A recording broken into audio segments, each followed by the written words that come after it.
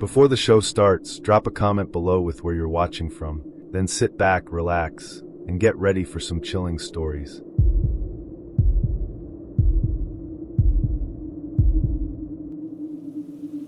I needed a break. Work had been eating me alive, and everything in my life felt like it was stuck on repeat. So when I found this quiet, vintage hotel tucked away in the Colorado mountains, it felt like the perfect place to recharge. No crowds, no noise, barely any signal. Just a cozy place with old wooden floors and fireplaces that creaked when the wind blew. It sounded like heaven.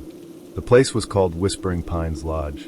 A little too poetic, maybe, but it looked beautiful in the pictures. Rustic cabins, pine trees everywhere, and snow-covered hills in every direction. I booked it for 5 days. Just me, a few books, and silence. From the moment I arrived, though, something felt off. The lady at the front desk was polite but robotic. She didn't even ask for my ID. Just handed me an old-fashioned key and said, "You're in room 217. Don't wander too far after dark." I laughed, thinking it was some quirky local thing, but her face didn't move an inch. My room was on the 3rd floor. The hallway leading to it was dim, with flickering lights that made it look like something out of a horror movie. Still, I tried to brush it off. Maybe the place just hadn't been updated in a while. It had character, that's all. The first night was uneventful. I made some tea, watched the snowfall outside, and fell asleep listening to the wind tapping on the window. Around 3 a.m., though, I woke up. There was this faint knocking sound, not from the door, but behind the wall. It wasn't loud, more like someone tapping lightly, rhythmically. Then it stopped. I figured it might be old plumbing, or the heater kicking in. I rolled over and went back to sleep. The second night was weirder. I was brushing my teeth when I heard something in the hallway. Slow footsteps, like someone dragging their feet across the carpet. When I looked through the peephole, no one was there. But the sound kept going, moving past my door, then down the hall. I cracked the door open. Nothing. That same night, the tapping returned. This time it was louder. And it wasn't just behind the wall, it moved. Like it started behind the bed, then shifted to the ceiling, then behind the closet. At one point, I swear I heard a whisper. Not words, just breathing. Heavy, uneven breathing. I barely slept. The next morning, I asked the woman at the front desk if the room next to mine was occupied. She didn't even look up from her monitor. "No guests on your floor but you, Mr. Mason." That didn't make sense. The night before, I'd definitely heard something coming from the room next to mine. Like furniture being moved. Footsteps. Even a voice, I think. I was starting to wonder if I was just losing it. Still, I tried to shake it off and went for a walk in the snow. The air helped clear my head. But when I got back to the room later that day, something was off. My suitcase was slightly unzipped. I always zip it shut. I checked my stuff. Nothing was missing, but someone had definitely gone through my things. I went down to ask if housekeeping had been in. The same woman gave me a tight-lipped smile. "No housekeeping on that floor today. Or this week." I didn't know what to say. My skin went cold. That night, I locked the door, jammed a chair under the handle, and kept the lights on. Around 2 a.m., I woke up to the sound of scratching. This time, not behind the wall, but from inside the closet. Long, deliberate scratches, like someone dragging a nail across wood. I grabbed my phone and turned on the flashlight, heart pounding like a drumline. The closet door was slightly open. When I pulled it open all the way, nothing was there. But the back panel of the closet looked weird, like the wood had been cut and put back. I ran my hand along it and found a tiny seam. I pushed gently. The panel creaked and opened slightly, revealing a narrow gap. A passage?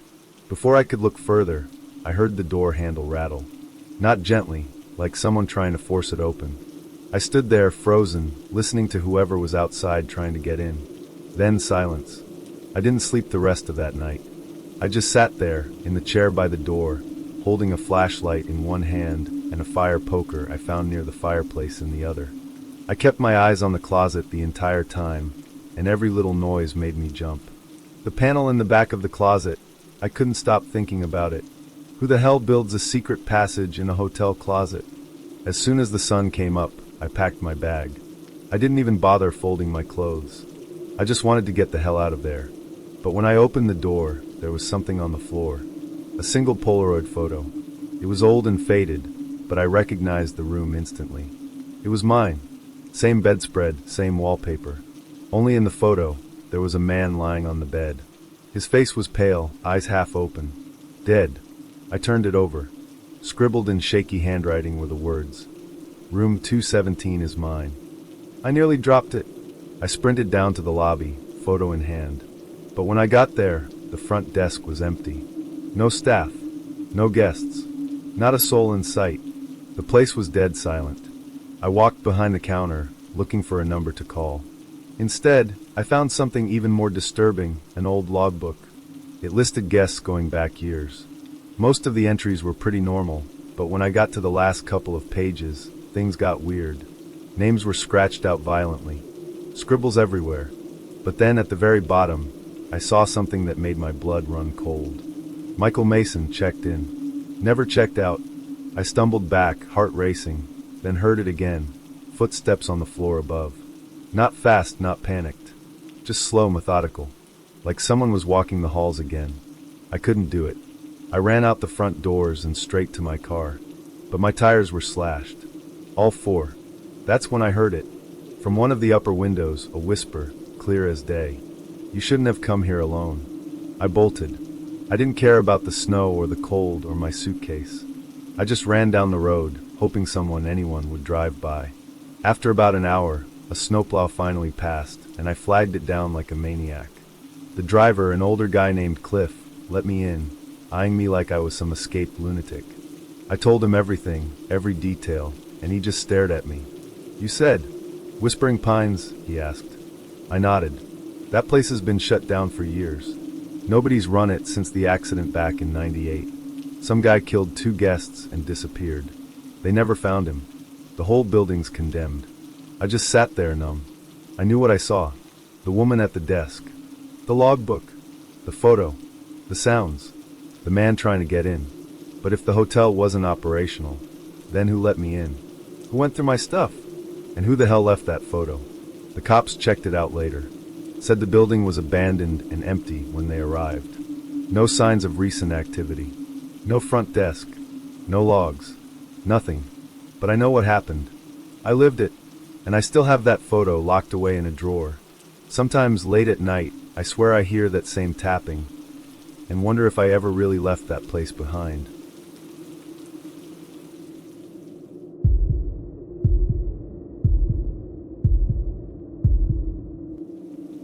We thought it'd be a cool idea. Just 4 guys, no cell service, no distractions, out in nature for the weekend. Just us, the trees, and the stars. The idea was to unplug and reconnect, maybe drink a little, hike a lot, and tell stupid stories around a campfire. The plan was simple. Head up to an old trail in the Cascade Range, follow it about 10 miles in, set up camp near a river we saw on the map, and head back after 2 nights. The trail wasn't marked on Google Maps, but one of my friends, Dylan, found it on some backpacking forum. Said it was underrated and crazy beautiful. Sounded perfect. The first red flag? No other cars at the trailhead. Not one.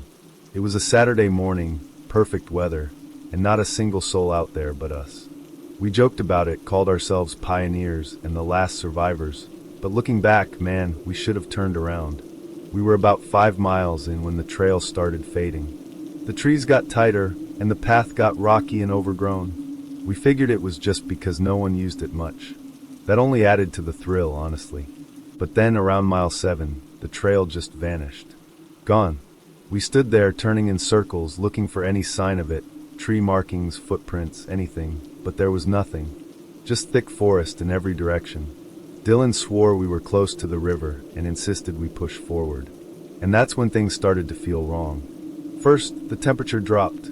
Fast. Like out of nowhere. It was spring, but suddenly it felt like it was 40 degrees Fahrenheit and falling. Then the fog rolled in, thick, damp, and eerily quiet. I mean silent. No birds, no bugs, not even wind. Just us, breathing, and the sound of our boots crunching dead leaves. We found a spot to set up camp, even though we weren't sure where we were anymore. The map wasn't helping, and the compass seemed weird, like the needle would twitch randomly. even spin sometimes. But we set up anyway. It was getting dark. That night, I woke up to something moving around our tents. At first I thought it was an animal, maybe a deer or something. But it didn't sound like hooves, it was softer, like footsteps. I held my breath, listening. I could hear something breathe. Slow, shallow, raspy. I unzipped my tent just a bit and peeked out. Nothing. Just fog. I stayed awake until dawn. The next day, Tyler said he heard it too. Said he thought he saw a shadow move past his tent. Dylan and Matt thought we were just freaking ourselves out. Said we were paranoid from being so isolated. Still, we all agreed to hike back. Only, we couldn't find the way we came in. None of the trees looked familiar. The landscape didn't match. We walked for hours, using the compass, but it felt like we were going in circles. We found our own footprints at one point. Our own. From the day before. We weren't just lost. We were stuck. Then mid-afternoon, we found something that chilled me to the bone. An old campfire, still slightly warm. Charred logs. A tin can. And a shirt. Fresh blood on the sleeve. Not ours. That was when we all stopped joking. We didn't speak much after that. We just kept moving. Everyone was on edge, jumping at every crack of a twig or gust of wind. By the time the sun started going down, we still hadn't found a trail, or anything that even remotely resembled a way out. The forest felt unnatural, like it was changing around us. That's when we found the cabin. It was tucked between thick pine trees, almost invisible until we were right up on it. Old, weathered wood, a sagging roof, one window shattered, the other boarded up from the inside. The door was slightly ajar. Tyler wanted to leave. Matt said we should at least check for supplies. We ended up going in. It was empty. No furniture, no light, no sign of anyone except the walls. Scratched. Carved. Hundreds of lines and symbols, some in English, others in gibberish. One phrase repeated over and over. Don't look back. There was a rotten mattress on the floor, blood-stained. Something sharp had been dragged across the wooden planks beneath it, like deep claw marks. The air smelled like old meat and mold. I wanted to get the hell out of there. As we turned to leave, Dylan froze at the doorway. He just stared out into the fog, not moving. I asked him what he saw, but he didn't answer. When I walked up to him and looked out, there was nothing there. But Dylan said in this flat, hollow voice, "It's watching us." We all bolted. We didn't sleep that night. Just kept walking with flashlights, hoping they'd last. Around 2 a.m., Matt screamed. We turned around and he was gone. Just gone. 1 second he was there, the next, the beam from his flashlight was spinning on the ground. We searched for hours. Nothing. No sound, no body, no blood. Just the forest, watching us in silence. By morning, we were all falling apart. We hadn't eaten. We were exhausted, cold, and terrified. I kept hearing things in the trees, branches snapping, breathing just behind me, even voices sometimes. One of them sounded like Matt, whispering this way. Dylan started losing it. He kept mumbling about paths that weren't real, and how we were already dead. At one point, he just wandered off. Tyler chased after him. I screamed for both of them, but the fog swallowed everything. I waited for them to come back. They never did. That was 3 years ago. I don't remember how I got out. Honestly, my memory cuts out after that. I just remember waking up in a ranger's cabin, dehydrated and babbling nonsense. They said I stumbled out of the woods, barefoot, bleeding, half delirious. Took me to the hospital. Asked me what happened. I couldn't explain any of it. The forest? The noises? The disappearances? There was no trace of the others. Not a single footprint, item, or body. No record of a cabin. No blood, no evidence we were even there. But I remember. I still have nightmares. I still hear the whispers when I close my eyes. And sometimes, I swear I see shapes in the fog, even when there's no fog around. Whatever that place was, it didn't want us to leave. And I don't think it let all of us go.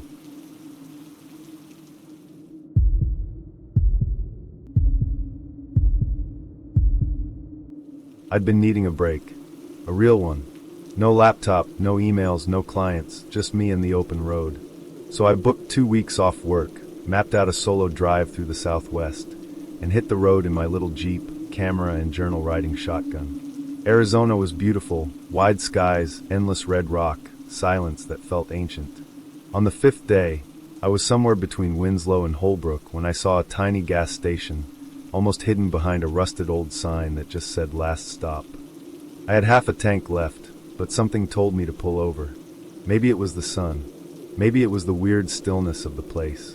Maybe it was just curiosity. There was one pump, an old Coca-Cola machine, and a small convenience store with dusty windows. As I stepped inside, a bell rang overhead. The guy behind the counter was maybe in his 50s, beard like steel wool, yellowed eyes that didn't blink much. He gave me a nod but didn't say a word. I walked the aisles, picked up a bottle of water, some chips, and when I brought them up, I tried to be friendly. "Hot day out there, huh?" He didn't answer right away, just stared. Then he smiled too wide. "It gets cold at night. Don't get caught out there." His tone made my skin crawl. I paid, got in the car, and got the hell out of there. Just as I was pulling back onto the road, I glanced in the mirror. There was a car behind me. Old, dusty, dark green. Didn't see it parked anywhere before. I figured it was nothing, just a coincidence. But 15 minutes later, it was still behind me. No turns, no passing. Just there. At first I tried to ignore it. I turned up the radio, sang along to keep my nerves down. But every time I looked back, that car was there, following at a distance, never gaining, never falling behind. I finally turned off into a scenic detour, thinking maybe I'd lose them. The road was narrow, 2 lanes, barely paved. When I checked the mirror, the car was gone. I laughed a little, told myself I'd been overreacting. Probably just a local on the same route. I stopped the car to snap some pictures of a rock formation glowing in the sunset, then got back in and kept driving. That's when I realized something was wrong. The GPS froze. No signal. My phone said no service. I hadn't seen another car in over an hour. Worse, I was low on gas. And then, there it was again. That same damn car. A quarter mile back. Headlights off, but close enough to make out the shape. I floored it. The road twisted endlessly through desert and brush, and I was praying for a town, a light, a person. But the sun dipped below the horizon, and the desert went black. I took a left at a fork, gravel kicking up behind me, and drove until my hands were numb on the wheel. Finally, I saw lights, maybe 5 or 6 scattered buildings ahead. I pulled into what looked like a town square. Everything looked old, like the 1950s had never ended. Neon signs half lit, a diner, a motel, a mechanic shop. But no people, no cars, just flickering lights and stillness. I stepped out and yelled for help. No answer. I walked to the diner and pushed the door open. The bell above the door rang. Just like at the gas station. The diner was frozen in time. Vinyl booths, a jukebox in the corner, a pie sitting under glass like someone had just left it there. But everything was coated in dust, like no one had touched a single thing in years. I called out again. "Hello? Is anyone here?" Nothing. I turned to leave, but the bell over the door rang again. Only, I wasn't moving. I was standing still, facing the exit, and no one had come in. I ran. I sprinted to the motel across the street, banged on the office window. The lights were on, but no one answered. The door was unlocked, so I stepped inside. Behind the desk was a wall full of keys and a register. The date scribbled in the logbook, March 3rd, 1997. My breath caught in my throat. I backed out slowly and turned to look at the street. That's when I saw it. The green car. Parked. Engine off. Headlights dark. But the driver's side door was open. No one inside. That's when panic really set in. I jumped back into my Jeep and turned the key. Nothing. Battery was dead. It had been fine an hour ago, but now... silence. I was shaking, sweating, trying to stay calm. I locked the doors, grabbed my phone, even though I knew it was useless. And then I saw movement. Out the corner of my eye, in the motel window across the lot. Someone was watching me. I froze. Couldn't see a face, just the silhouette of a figure. Still, tall, motionless. Then it moved fast, like it ducked out of view. I didn't wait to see what happened next. I bolted from the car and ran behind the buildings, hoping to find some kind of back road, something. What I found instead was a trail, a narrow dirt path leading into the desert behind the town. With no better option, I ran down it. For what felt like hours. Eventually I saw lights. Headlights. A truck was coming down the road, its horn blaring as I stumbled into view, waving my arms like a lunatic. The driver, some long-haul trucker named Randy, slammed the brakes and jumped out. He kept asking if I was okay, if I was hurt. I was crying, barely able to explain anything. He let me climb in, gave me water, and drove me straight to a police station about 30 miles out. I told the officers everything. The gas station, the man, the car, the town. They looked at each other, then pulled out a map. There was no town on that route. They drove back with me the next day. We searched every side road, every turnoff. We found nothing but dirt trails and dry brush. No diner, no motel, no gas station, except, just off the main road, half buried in sand and sagebrush, was a rusted sign. Last stop. The structure had collapsed years ago. The pumps were gone. The store? Just a shell. They told me the station had burned down in 2004. The owner died in the fire. A man in his 50s. Beard. Yellow eyes. They asked if I was sure about what I saw. All I could do was nod. And even now, when I'm driving alone through wide open roads, I keep checking my rearview mirror. Because sometimes in the distance, I swear I see it again.